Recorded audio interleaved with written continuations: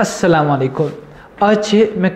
नौजवान खतर खुशखबरी हज खबर तो सारे पा टर्की स्कॉलरशिप तथ मकले February 20 लास्ट डेट बेस तम बच्चे मन मिस गम तो मगर वो घबरान कहें जरूरत नौ स्कॉलरशिप आई यम वरी स्टार्ट कर नौ स्कॉलरशिप यह टर्की स्कॉलरशिप तो बे इस्लामिक डेवलपमेंट बैंक कोलैबोरेशन अत मन तम सेम फीचर्स दिवान टर्की स्कॉलरशिप प्रोवाइड करान बे अत मन क्या फ़ायदे अमुक मेन फ़ायदे सह गो गोडे करान यूनिवर्सिटी प्लेसमेंट इत टर्की स्कॉलरशिप मज तुम दिवान यूनिवर्सिटी प्लेसमेंट कर बे सह वरी टर्किश लैंग्वेज कोर्स दिवान स्कॉलरशिप अत मेन लैंग्वेज स्टडी लैंग्वेज सह टर्किश पे मगर अगर तुम चाहान इंग्लिश पे पढ़ तुम गो या इलिट्स या टोफल लैंग्वेज सर्टिफिकेट तो तुम हेकू पे इंग्लिश लैंग्वेज में पढ़ बे सत अकोमोडेशन दिवान एक्स्ट्रा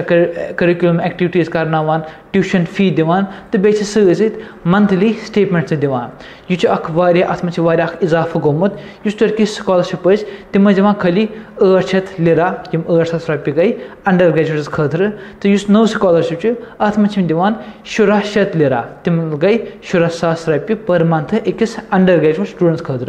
मास्टर तथ गो 950 लिरा दिवान तम गई 9,500 रुपये वनकस दिवान 2100 लिरा तम गई 21,000 रुपये PhD तम दिवान टर्की स्कॉलरशिप 1700 लिरा नौ स्कॉलरशिप अत मन दिवान 700 लिरा यह गो ही इजाफे क्या टर्की मज माहौल इकॉनमी हूँ तब मज तम पोस पर पेवान तो मगर यह नौ एकोमोडेशन या नौ स्टेटमेंट यह असल इजाफा आमुत अत मज लबन बे दिवान एयर टिकट ये तुम गो योर सिलेक्ट गो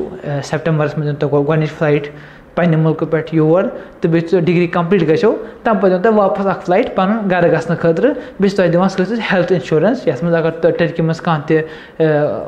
अगर तुम कंडीशन तुम बेमार गसान हस्पताल गसान तुम फ्री इलाज कर वो सवाल कुस एप्लाई अत खतर कर अत एप्लाई कर खतर कंडीशन थवान इस्लामिक स्टेट डेवलपमेंट बैंक क्या दोनों अम पार्टनर कि कंडीशन तिहन चलान तिहन कंडीशन सो ये कि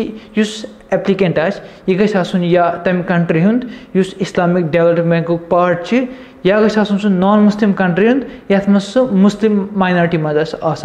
गो यम सन बच्चे स्टूडेंट तम हेकान आराम सान अत स्कॉलरशिप खतर एप्लाई कर दोम कंडीशन तुम गो 12th मज या बैचलर्स मज 70% यमो बच्चों पत्म विज टर्की स्कॉलरशिप खतर एप्लाई कोर्मुत तम हेकान या स्कॉलरशिप खतर एप्लाई कर एप्लाई कर सह हेकु तुम आराम सान टर्की स्कॉलरशिप ऑफिशियल वेबसाइट पे एप्लाई कर तुम अम ब्रो एप्लाई कोर्मुत हाँ यह नौ स्कॉलरशिप अत क्या नौ क्राइटेरिया सह लगे अस पगह पाई तो अगर कह तथ पे आराम सान कत कर इंशाल्लाह बह कर कोशिश बह 17 मार्च शाम 8 बजे कर कोशिश लाइव यनस कि तथ मज वो कम नई चीज गमत एड या कित हेको यह स्कॉलरशिप खतर असल पे एप्लाई कर क्या स्कॉलरशिप नौ वारिया कमन लुकन पाई कि स्कॉलरशिप द्राम तो इसलिए हेको यह अत पे आराम सान एप्लाई कर तो बे हेको चांस एप्लाई कर खतर सह बह सारे गुजारिश वीडियो वुचान क्या मे आई युथी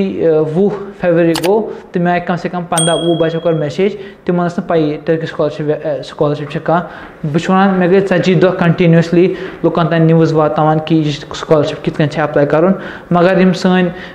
मज शायद शेयर करान पन्न दोस्तन सह तम कि लुकन पी कि तमो कर पत मैसेज मगर तम खर खुशखबरी कि नौ स्कॉलरशिप द्राम तम हेकान एप्लाई कर बे करो तुम तम नफरन तक शेयर यमन बह कर लगित तुम हेको ना पान कुन वीडियो लगित कहीं तुम पान सेटल गमत या तुम पन स्टडीज कंप्लीट कर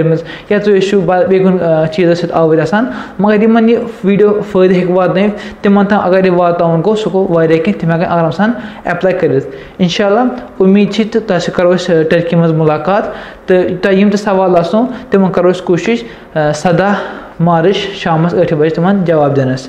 अस्सलाम वालेकुम।